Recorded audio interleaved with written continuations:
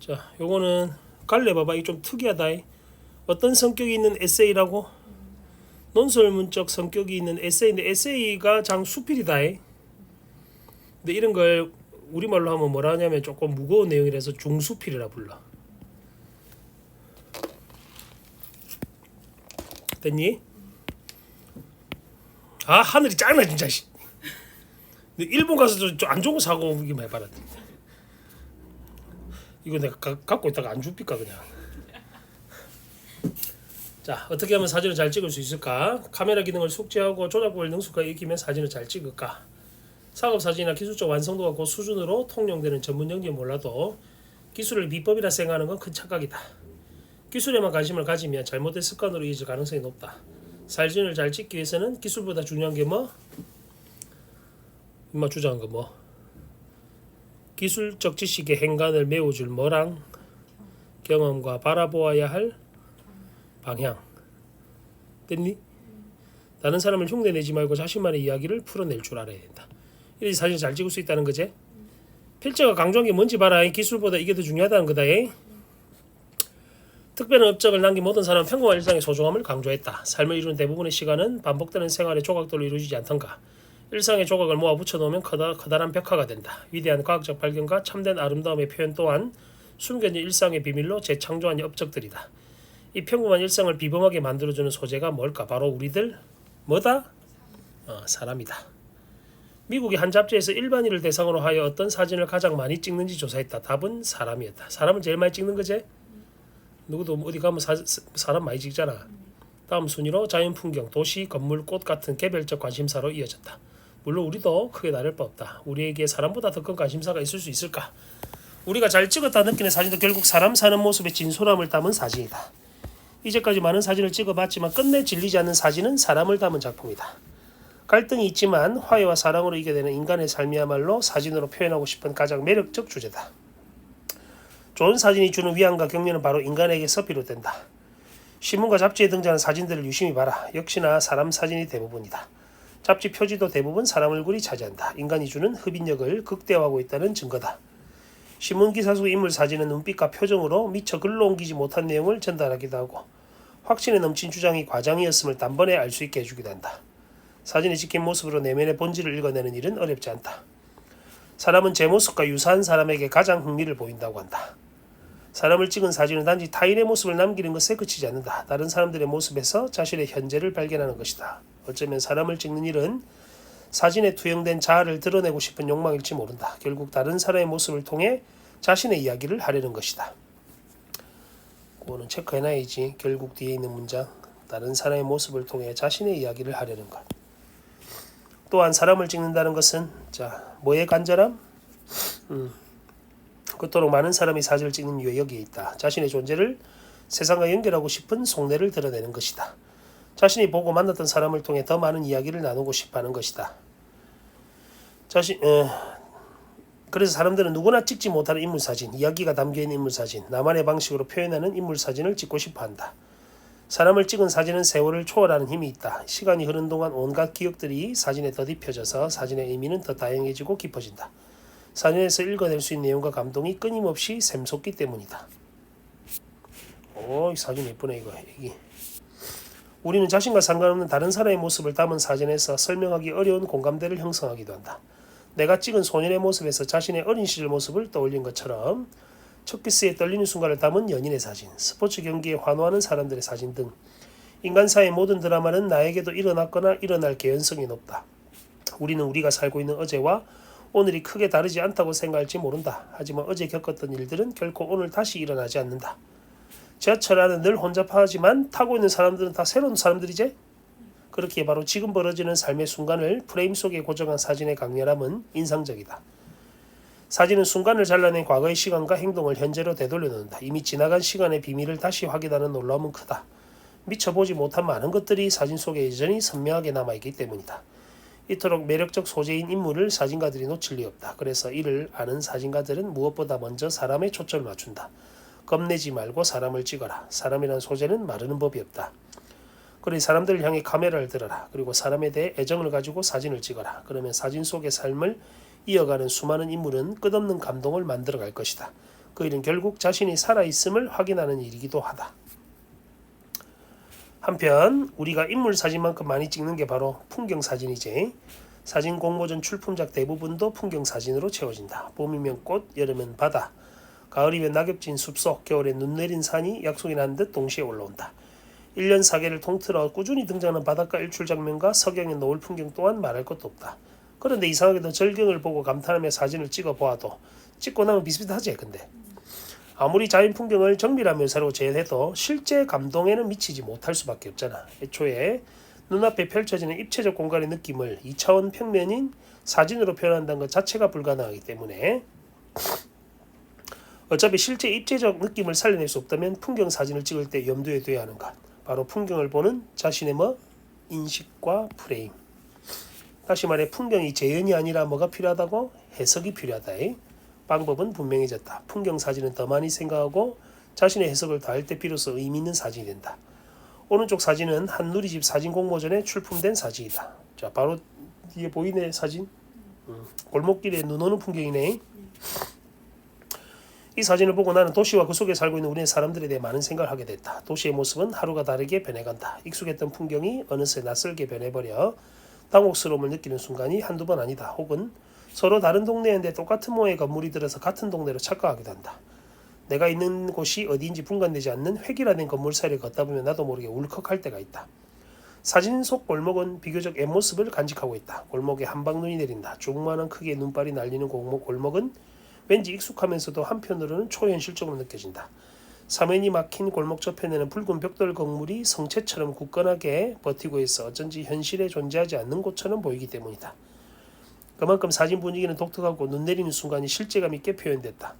관념의 사진이 아닌 구체적 실체의 사진이라 할 만하다. 누군가 찍었던 방식을 따라한 식상함도 없다. 뭔가 그제 사진이 뭔가 있어 보인다. 이 사진을 보고 아름답고 낭만적 공간이라 느낀 사람이 있고 오히려 고단한 삶의 현장을 찾은 듯한 인상을 받은 사람도 있을 것이다. 중요한 것은 사람이 하나도 없지. 근데 이 사진에서 사람의 흔적과 채취가 물씬 느껴진다는 것이다. 사진은 찍는 이의 마음을 오롯이 담는다. 만나보지 않아도 이 사진을 찍은 사람 분명 일상을 소중하게 여기는 사람일 것이다. 이렇듯 모든 것은 대상이 아니라 뭐에 따라 결정? 찍는 사람에 따라 결정. 사람들은 사진을 찍을 때 사물의 외피를 옮기는 것뿐 아니라 내면의 본질까지 담아내기를 소망한다. 그러려면 원하는 느낌과 분위기가 담길 때까지 미세한 흐름을 놓치지 말아야 한다. 이때 찍는 사람의 모든 역량이 동원된다. 카메라 선택, 대상의 존재감을 표현해주는 렌즈의 화각, 물리적 거리와 각도, 사진의 분위기를 결정하는 빛의 상태, 찍는 이의 감정 상태 등이 바탕이 되고 여기에 중요한 하나를 더해야 된다. 자신이 곧 사진이 되는 일체감. 자, 요거는 한자성으로 하나 적어볼까? 뭐라노? 자연과 내가 한 몸이다. 사물과 내가 한 몸이다. 무라 일체라고 하지. 우리는 늘 사람을 만나고 풍경을 접한다. 주로 찍는 제 아들이 사람과 풍경은 우리의 일상을 평범하게 펼쳐내 보이지만 그게 다가 아니다. 두고두고 멋진 장면으로 기억될 순간들이 우리를 둘러싼 사람과 풍경 속에서 반짝거리며 숨어있다. 카메라를 들고 밖으로 나가보자. 카메라가 없으면 스마트폰도 좋다. 세월이 흐르면 보물이 될 사진, 스스로 발견해낸 소중한 가치가 담긴 사진을 같이 한번 찍어보자. 됐지? 저 뒤에 사진들 많네. 이쁜 사진들 많구나. 자, 123쪽. 자, 규중치루 쟁농기라는 고전 수필이다. 얘는 제목 이거 끊어보자. 규중까지 끊고 칠우까지 끊고 쟁론까지 끊고 됐나?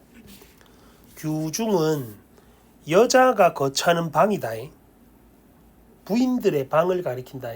규중 부인들의 방을 가리키고, 칠우는 일곱 친구거든. 네 옆에 그 봐봐. 일곱 벗은 누구인가의 답 옆에 나와 예시답안. 바늘, 가위, 인두, 다리미, 그 다음에 실, 골무, 이거 야들 합쳐서 일곱 친구를 한다. 그 다음에 쟁론은 논쟁한단 말이야. 기는 기록. 그럼 해석하면 뭐고? 부인의 방에 있는 일곱 친구들이 싸우는 이야기다. 지가 더 공이 많다고 지랄하는 내용이야. 됐나? 한자가 좀 많으니까 한자 뜻 해석할 줄 알아야 된대. 이른바 소위 규중치루는 부인들의 방 안에 있는 7벗이다. 됐나? 글하는 선비는 필묵과 종이, 벼루를 뭐로 삼았으니. 자, 여기 필묵하고 종이, 벼루 이 네 개. 필묵은 뭐게? 붓하고 먹이다. 붓, 먹, 종이, 벼루 다 글 쓸 때 필요한 아들이지. 그래서 얘들을 뭐라 불렀다고? 문방사우. 그러니까 글을 쓰는 방에 4개의 친구란 말이야. 됐나? 공부하는 선배들은 이 4가지가 벗이고 규중 여자인들 홀로 어찌 벗이 없고 규중 여자들은 7개의 친구가 있다고. 다 바느질하고 이런 것들이지. 근데 네가 알아야 될 게 지금은 좀 달라졌지만 옛날 사람들은 남자는 이제 외부에서 노동을 하기도 하고 일을 하러 나가기도 하고 여자는 방 안에서 이제 남자를 위해서 빨래하고 밥 짓고 막 그런 걸 했잖아. 그 일반적인 여성의 일이라고 우리가 생각해 왔는데 지금은 뭐 그런 거 없지만 그래서 지금 이런 거다. 남자가 여기는 4가지 친구랑 여자가 여기는 7가지 친구가 서로 다른 이유다. 이러므로 바느질을 돕는 것을 각각 이름을 정해 벗으로 삼았다. 자, 바늘을 무슨 각시? 세요가 가느다란 허리다. 생김새로 지금 이렇게 그 이름을 정한 거야. 이거 외워야 돼. 바늘은 세요각시.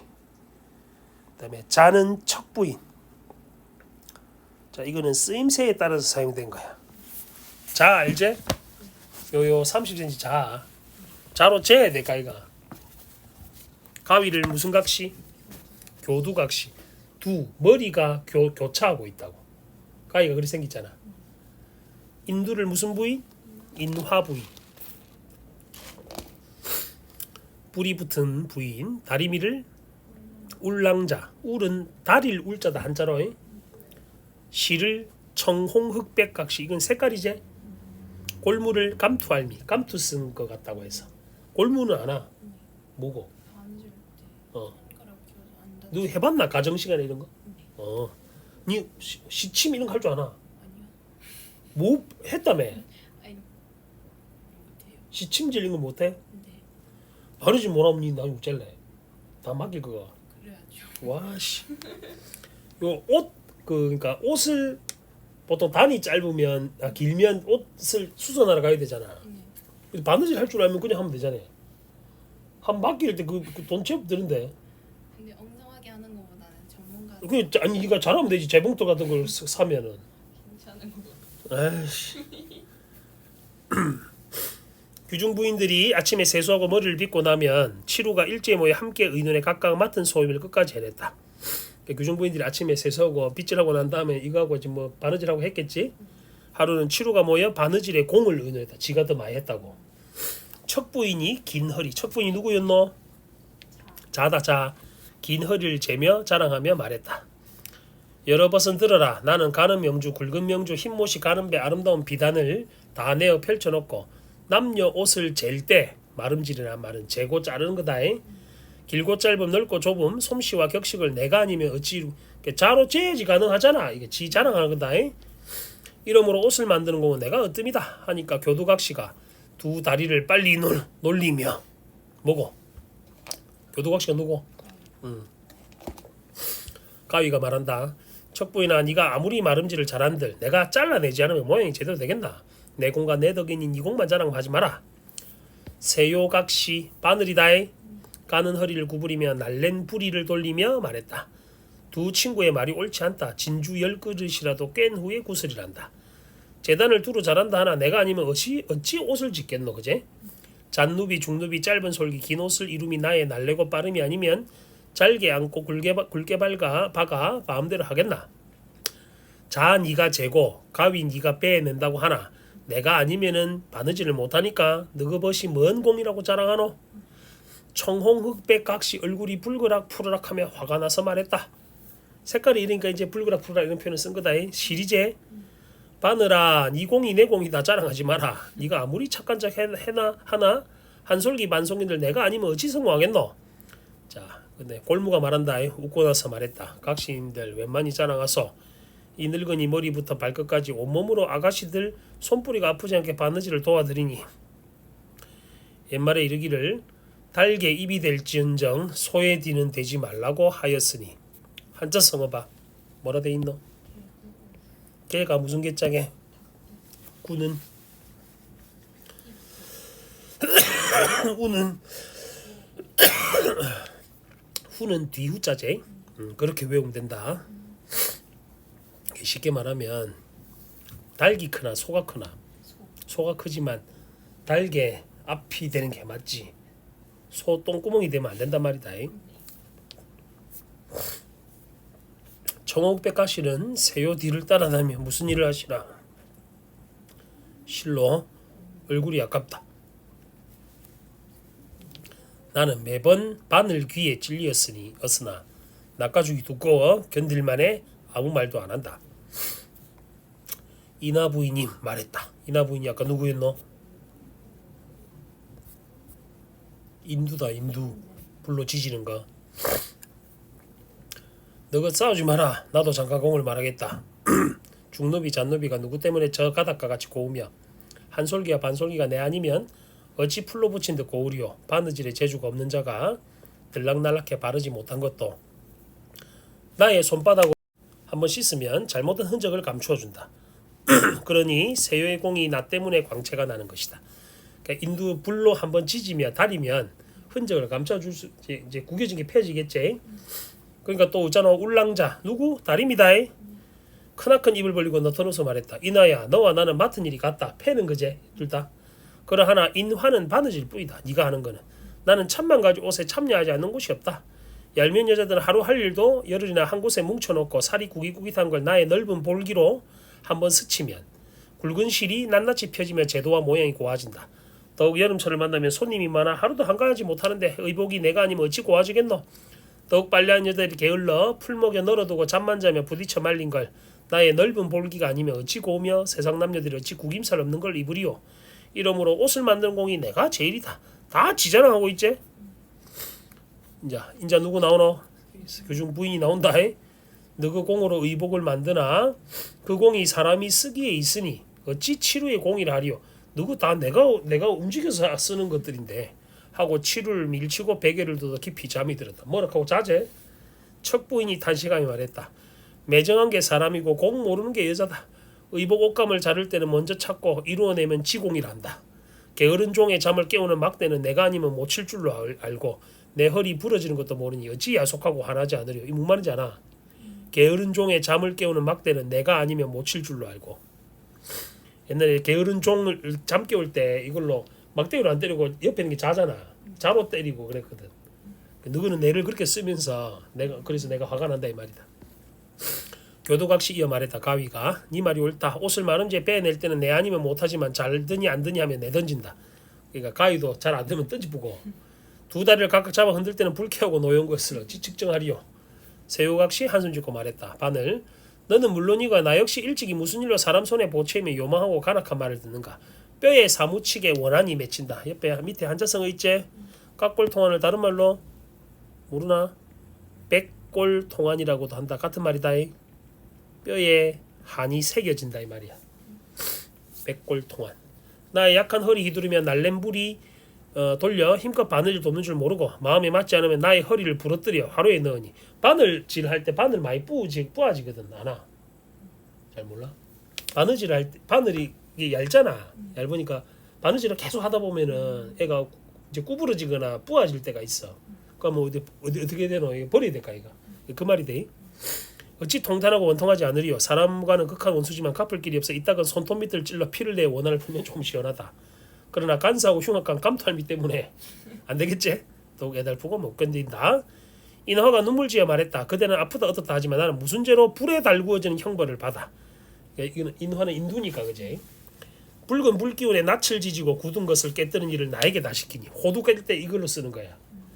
망치처럼 생겼거든. 요렇게 생겼고 호두 깰 때 이걸로 쓰는 거야.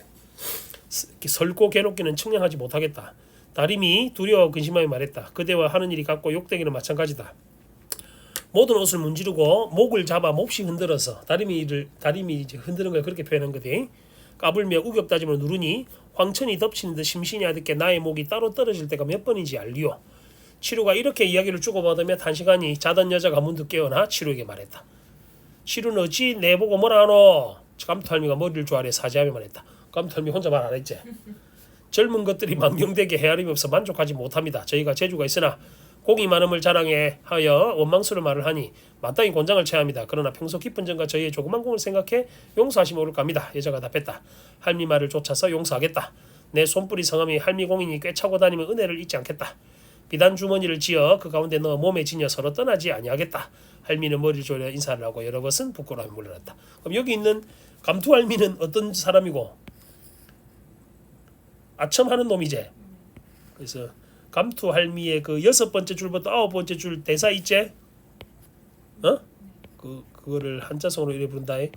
달콤한 말과 아첨하는 얼굴 교언영색이란다. 한자성어로.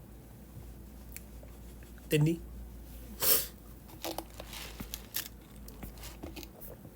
지 혼자 살라 하지. 피역 사무 이것도 있나? 피역 사무 이거는 모르나? 일단 여기까지 하자. 여기까지 하고.